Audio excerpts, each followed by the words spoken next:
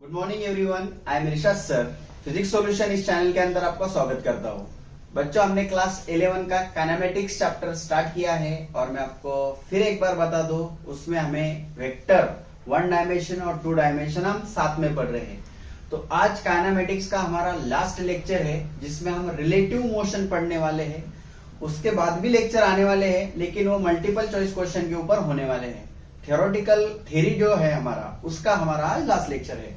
तो फिर relative motion में हम देखेंगे रिलेटिव का मीनिंग क्या है। तो ये रिलेटिव जो टर्म है ये हम यूज करते हैं। रिलेटिव टर्म काय के लिए यूज करते हैं आप? Relative term use for comparison. काय के लिए यूज करते हैं आप रिलेटिव टर्म? कंपैरिजन करने के लिए। कोई भी दो ऑब्जेक्ट को आप क्या करते हैं? कंपेयर करते। कोई भी दो ऑब्जेक्ट है आपके पास, इसको आपको क्या करना है? कंपेयर करना है। उसके लिए हम कौन सा वर्ड यूज करते हैं? रिलेटिव। अब कंपेयर क्या क्या कर सकते हैं हम कंपेयर क्या क्या कर सकते हैं? डिस्प्लेसमेंट कंपेयर कर सकते हैं आप, उसके बाद वेलोसिटी कंपेयर कर सकते हैं आप, और उसके बाद एक्सेलरेशन कंपेयर कर सकते हैं। तो कोई भी दो ऑब्जेक्ट का हम क्या क्या कंपेयर कर सकते हैं? डिस्प्लेसमेंट, वेलोसिटी और एक्सेलरेशन। तो उसको मैं एक साथ नाम दे दिया रिलेटिव मोशन। तो उसमें डिस्प्लेसमेंट भी आ जाएगा, वेलोसिटी भी आ जाएगा और एक्सेलरेशन भी आ जाएगा। तो ज्यादातर सवाल तो आपको वेलोसिटी के ऊपर ही होते हैं, इसलिए टेक्स्ट बुक में दिया होता है रिलेटिव वेलोसिटी। तो देखते हैं क्या है हम क्या नहीं है। तो हम मान लो एक इनिशियल पोजीशन है यहाँ पे O और एक है यहाँ पे A और यहाँ पर है हमारा B। तो हमारा A ऑब्जेक्ट है, ये O से लेके यहाँ पर आया, तो उसने कितना डिस्टेंस ट्रेवल किया? XA। कितना डिस्टेंस ट्रेवल किया? XA। और जो B ऑब्जेक्ट है हमारा, वो O से लेके यहाँ पे आया, तो उसने कितना डिस्टेंस ट्रेवल किया? XB। कितना डिस्टेंस ट्रेवल किया? XB। तो हम यहाँ पर क्या करेंगे? रिलेटिव डिस्प्लेसमेंट निकालेंगे। क्या निकालेंगे? Relative displacement. अब रिलेटिव डिस्प्लेसमेंट हम कैसे कर सकते हैं? देखो, तो मैं इसको लिखता हूं XAB। तो इसको क्या पढ़ना है? देखो, relative displacement of A with respect to B। इसको क्या पढ़ना है? Relative displacement of A with respect to B। तो इसका फॉर्मूला बनेगा XA minus XB। Okay, XA minus XB। अगर मैं इसको ऐसे लिखता हूं XBA, तो ये क्या पढ़ेंगे आप? Relative displacement of B with respect to A। तो इसको मैं कैसे लिख सकता हूं? XB minus XA। फिर एक बार बता रहा हूं, इसको क्या पढ़ेंगे? Relative displacement of A with respect to B। मतलब डिस्प्लेसमेंट किसका होने वाला है? A का होने वाला है विथ रिस्पेक्ट टू B। इसका मतलब यह होता है, यहाँ पर डिस्प्लेसमेंट A का होने वाला है। जब A का डिस्प्लेसमेंट होने वाला है तो B ऑब्जेक्ट कैसा रहेगा? रेस्ट पर रहेगा। कैसा रहेगा? रेस्ट पे। तो जब कोई भी दो ऑब्जेक्ट का आप रिलेटिव कंसेप्ट फाइंड करते हैं, रिलेटिव डिस्प्लेसमेंट हो, वेलोसिटी हो, तो उसमें से एक ऑब्जेक्ट को रेस्ट कंसीडर करना पड़ता है। ये आपको ध्यान में रखना है। यहाँ पर क्या है? रिलेटिव डिस्प्लेसमेंट ऑफ B, मतलब किसका डिस्प्लेसमेंट होने वाला है? B का। किसके रिस्पेक्ट में? A के। मतलब A ऑब्जेक्ट कैसा रहेगा? रेस्ट पे रहेगा। और बाकी फॉर्मूले तो ऐसे बनाने हैं। ओके, अब रिलेटिव मोशन का आपको एक वेलोसिटी भी, रिलेटिव मोशन का एक डेफिनेशन आपको दिया है। वो डेफिनेशन में पहले लिखता हूं, the time rate of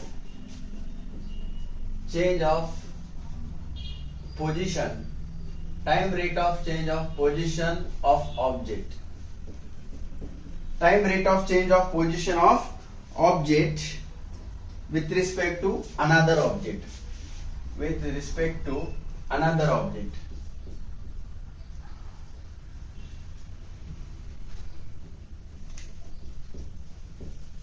Time rate of change of position of object with respect to another object,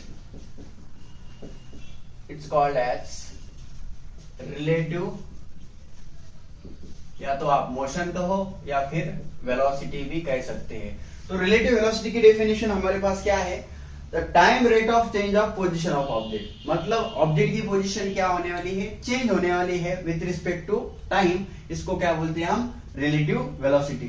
तो time rate of change of position है। Time rate of change of position मतलब क्या? देखो, वेलोसिटी का फॉर्मूला हमने देखा था, displacement upon time रहता है। या फिर हम इसको dx बाय dt भी लिख सकते हैं, ये आपको पता है।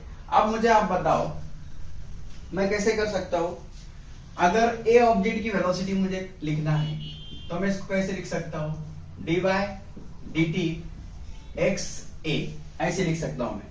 ये हो गया वेलोसिटी ऑफ a ऑब्जेक्ट, मतलब a ऑब्जेक्ट की पोजीशन टाइम के साथ चेंज हो रही है तो हम उसको बोलेंगे a ऑब्जेक्ट की वेलोसिटी।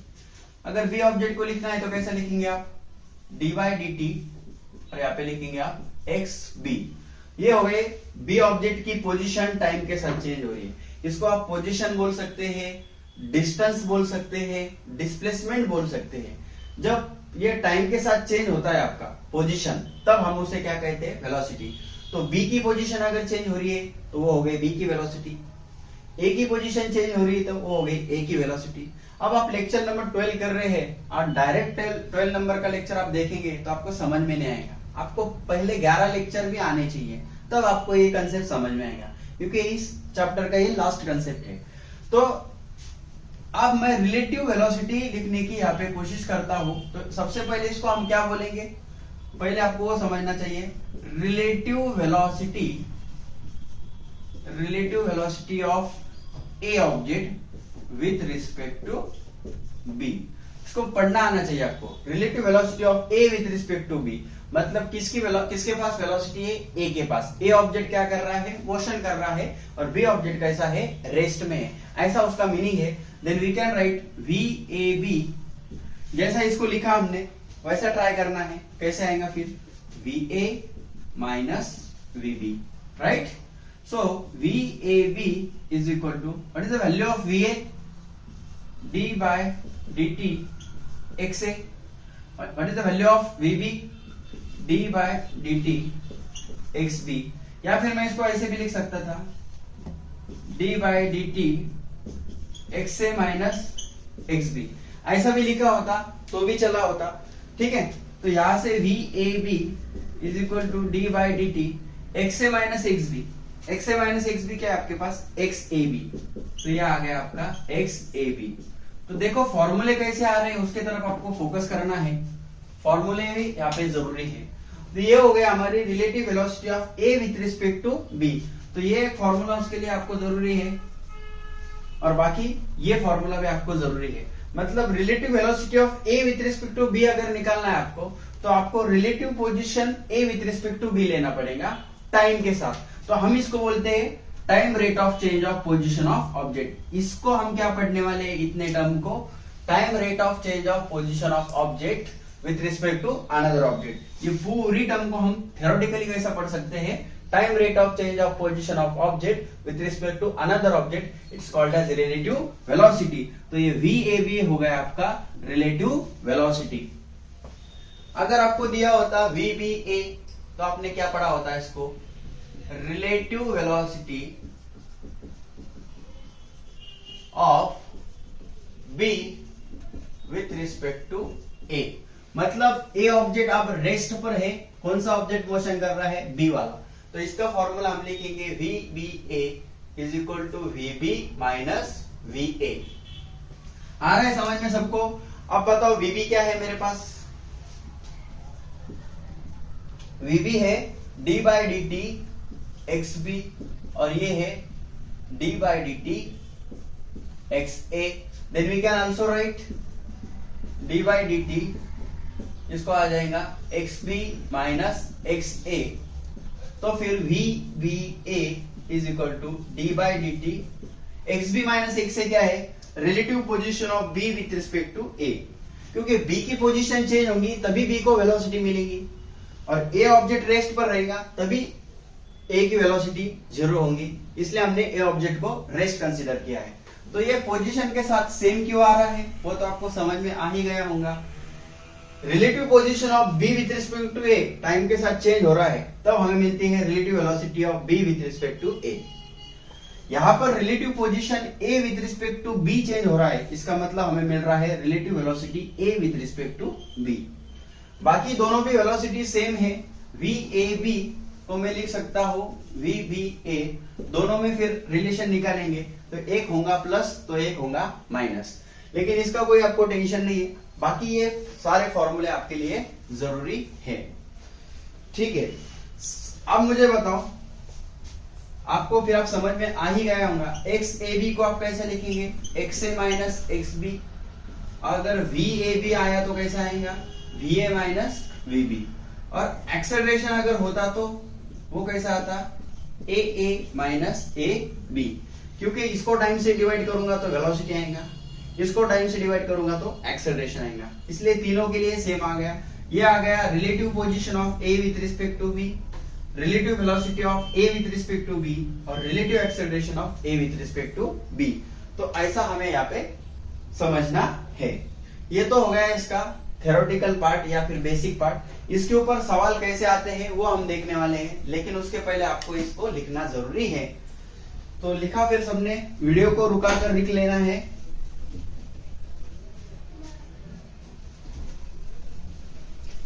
ओके, तो बच्चों नेक्स्ट लेक्चर से हम स्टार्ट करने वाले हैं काइनेमेटिक्स के एमसीक्यूज। अभी रिलेटिव वेलोसिटी के बारे में थोड़ा सा बता देता हूं आपको, बट कल से हम इसके मल्टीपल चॉइस क्वेश्चन सॉल्व करने वाले हैं।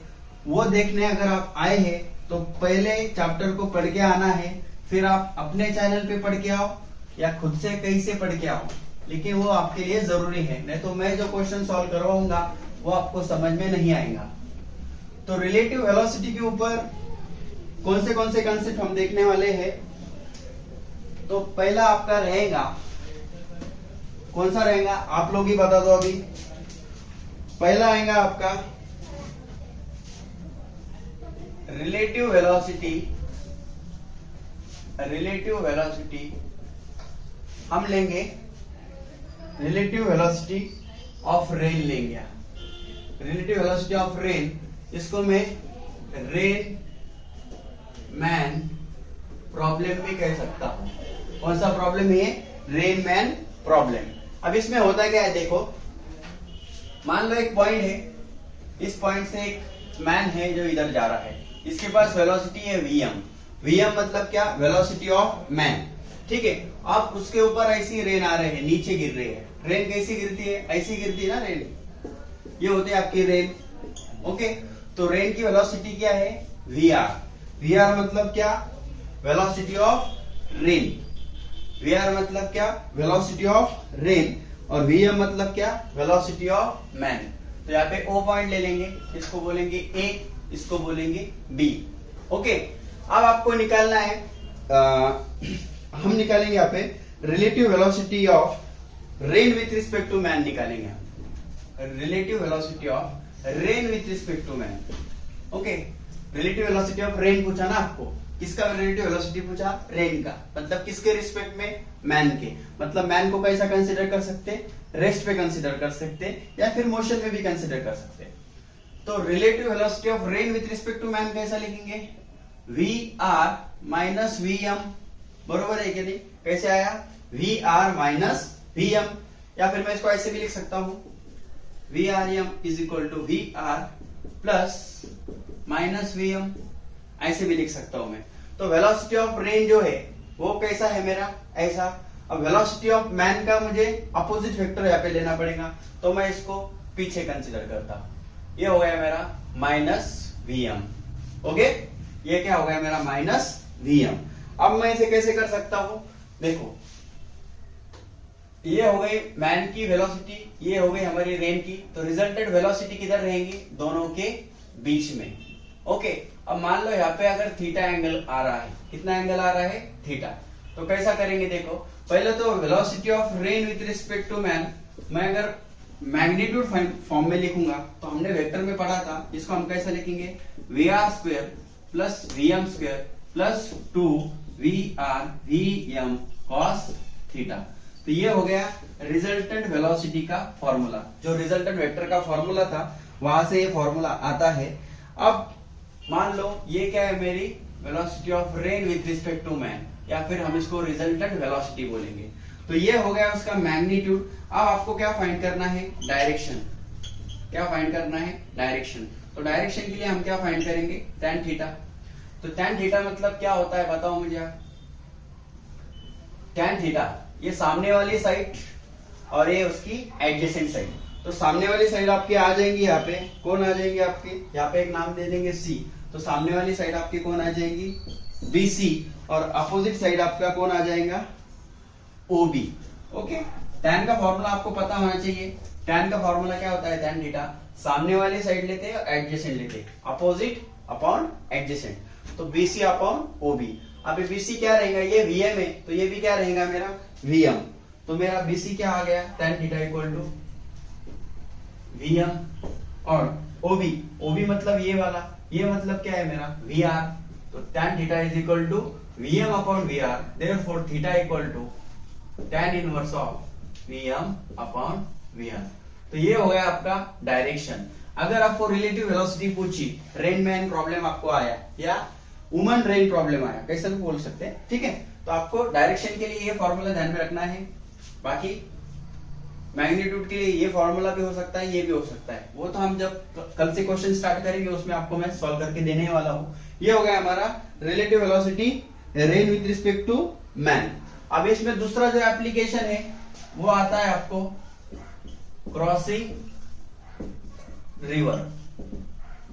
आप कोई रिवर को क्या कर रहे हैं, क्रॉस कर रहे हैं, तो वो आता है।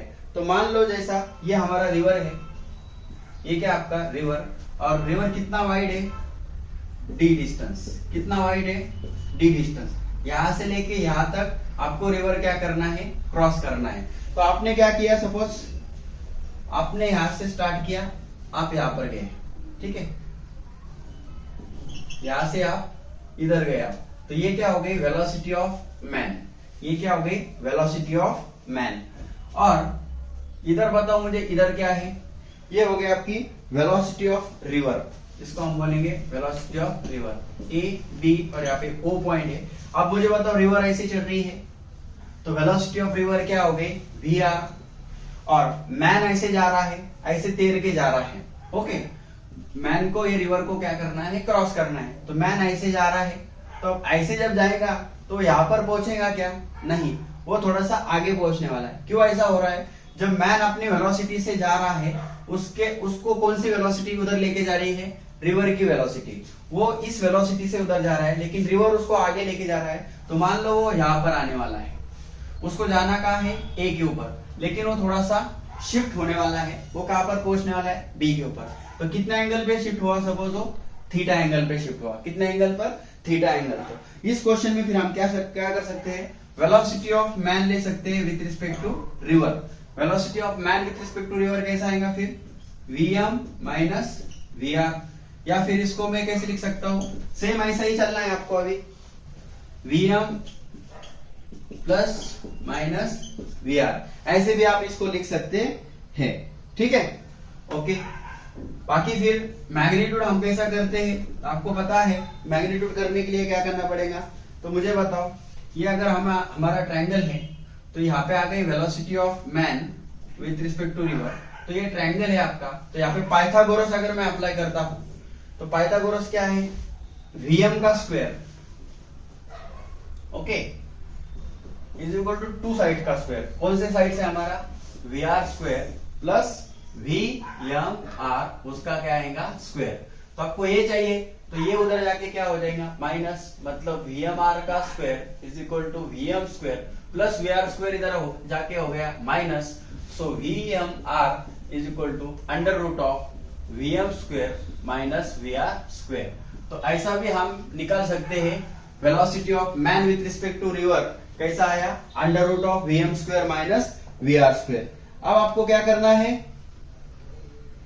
डायरेक्शन फाइंड करनी है, तो फिर एक बार आपको क्या फाइंड करना है, tan थीटा। तो बताओ फिर tan थीटा मतलब क्या होता है, अपोजिट साइड कौन है आपका, AB, और एडजेसेंट साइड कौन है आपका, OB। तो AB कौन है आपका, VR, और OB कौन है आपका, VMR। तो फिर tan थीटा क्या आ गया आपका, VR, VMR कितना है हमारे पास, अंडर रूट ऑफ, बोलिए, VM square minus VR square. तो यहां से थीटा कैसे आ जाएगा, tan उधर जाके tan इनवर्स आपका आ जाएगा VR under root of VM square minus VR square. तो इस तरह से क्रॉसिंग रिवर के अगर क्वेश्चन आते हैं तो यहाँ पर हम ऐसा इसको कर सकते हैं। अब थ्योरी बहुत से टीचर्स ऐसे आपको पूरी बताते नहीं है। आपको क्लासरूम में भी क्या होता है, फॉर्मूले लर्न कर लो ऐसा बोल देते हैं और एमसीक्यूज लेते हैं। तो मैं वैसे नहीं करूंगा, मैं ज्यादा से ज्यादा फॉर्मूले कैसे आए वो आपको बता रहा हूँ। फिर हम मल्टीपल चॉइस क्वेश्चन में आपको और ट्रिकी क्या होता है, ट्रिक कैसी लगानी है वो भी मैं आपको बताने वाला हूँ। तो ये जो मैं लिखवा कर दे रहा हूँ ये सब इंपॉर्टेंट है, इसको लिखना बहुत ही जरूरी है, ठीक है। तो ये हो गया क्रॉसिंग रिवर। अब आपका और इसमें क्या पूछ सकते हैं,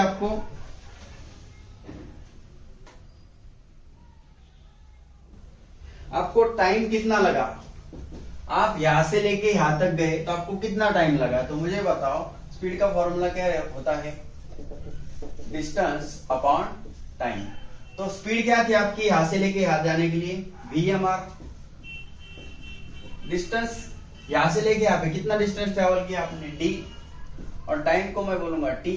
तो T इज इक्वल टू क्या आया, D अपॉन VMR। तो इतने टाइम में आप क्या करेंगे, रिवर को क्या करेंगे, क्रॉस करेंगे। इसको मैं ऐसे भी लिख सकता हूं, D VMR कितना है आपके पास, under root of VM square minus VR square. तो कोई भी रिवर क्रॉस करने के लिए आप अगर इधर जा रहे हो तो आपको कितना टाइम लगेगा, उसका फॉर्मूला मैंने यहाँ पे प्रूफ करके दिया। अब थोड़ा 2 मिनट आपको ध्यान देना है, तो हमारा पूरा रिलेटिव मोशन यहाँ पे फिनिश हो जाएगा। आपको अगर पूछते हैं एयरक्राफ्ट विंड प्रॉब्लम,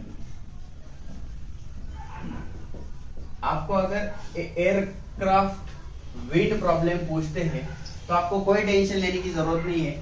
जहां पे आपका वेलोसिटी ऑफ मैन था वहां पे आ जाएगा आपका velocity of aircraft, velocity of aircraft. और जहां पे आपका वेलोसिटी ऑफ रिवर था वहां पे आपका आ जाएगा वेलोसिटी ऑफ विंड। क्या आ जाएगा आपका, वेलोसिटी ऑफ विंड या फिर वेलोसिटी ऑफ एयर भी आप उसको बोल सकते हैं। इतना ही चेंजेस है, बाकी जितने भी फॉर्मूले रिवर के लिए आए हैं एज इट इज आप किसके लिए बना सकते हैं, एयरक्राफ्ट विंड प्रॉब्लम के लिए आप बना सकते हैं। समझ में आ रहा है आपको, एयरक्राफ्ट का क्वेश्चन आ रहा है तो मैन की जगह पे किसको कंसीडर करेंगे आप, एयरक्राफ्ट को, और रिवर की जगह पे किसको कंसीडर करेंगे, विंड को। बाकी सब एजम्पशंस वैसे ही है जैसा हमने देखा है। तो इस तरह से हमारा क्लास 11 का काइनेमेटिक्स चैप्टर जो है उसका थ्योरेटिकल पार्ट आज कवर होता है। तो मैं आपको बता दूं ये 12 लेक्चर जो हमने कंप्लीट किए उसमें हमने पूरा वेक्टर पढ़ाया, पूरा 1 डायमेंशन पढ़ाया, पूरा 2 डायमेंशन पढ़ाया। मैं ऐसा सोच रहा था ये चैप्टर में अलग अलग पढ़ाऊं, लेकिन मैंने इसको एक साथ क्यों पढ़ाया, क्योंकि ये जो तीनों भी चैप्टर है कहीं ना कहीं एक दूसरे से रिलेटेड है। बहुत सारे बुक्स में ये एक ही यूनिट में दी है, एक्चुअली एक ही यूनिट है आपका वेक्टर, 1 डायमेंशन, 2 डायमेंशन। तो बहुत सारे बुक्स में इसको अलग भी दिया है, लेकिन मैंने साथ में क्यों पढ़ाया, क्योंकि कहीं ना कहीं तीनों एक दूसरे से डिपेंडेंट है, इसलिए एक साथ पढ़ाने का मोटो ये था कि आपको ज्यादा से ज्यादा समझ में आए। अभी मैं तीनों भी चैप्टर के मल्टीपल चॉइस क्वेश्चन एक साथ करवाने वाला हूँ।